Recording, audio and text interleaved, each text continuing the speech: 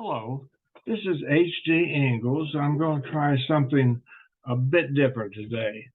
I have a little book called The 40s and the 50s. I'm going to read you a short passage, short, so don't worry. And let's just call it A Boy of 14. Huntington is a long old town squeezed in between the hills to the south and the Ohio River to the north. Railroad tracks run down the middle of the entire town between 7th and 8th Avenues. Author's note: something must be explained before I continue. In 1953, most homes did not have the luxury of being air conditioned. So in my house and most houses, on hot summer nights, the windows were always open. You don't seem to pay much attention to train whistles during the day, but it's different at night. A boy can conjure up some pretty interesting images late at night when the lights are out and he hears the whistle of one of those old trains passing through town. Those trains were headed for mystical and wonderful places where one day that boy would go. But trains weren't the only thing that went places. I well remember the sounds coming from the horns on the river boats.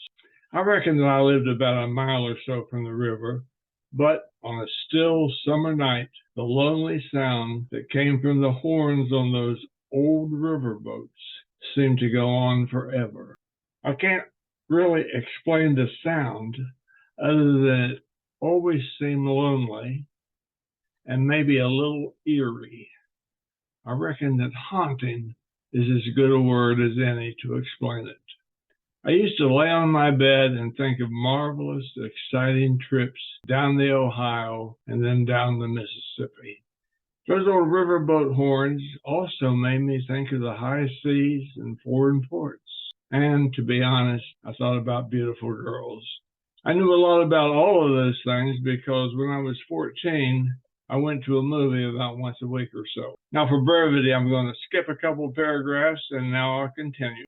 I often think of those hot summer nights of long ago when the windows were up and the lights were out, and I heard all of those wonderful sounds which came into my room and fed my imagination. As every man does, I sometimes wish for things, impossible things. I sometimes wish that I could go to bed with the innocence of a young boy, with all of his dreams of future greatness, and listen to that old riverboat's horn and wonder where the boat is heading and what wonderful cargo is on it. But most of all, I sometimes wish that I could play a little baseball in that not-so-flat field down the hill from the nut house, even if there are some funny ground rules. That's all. Thank you.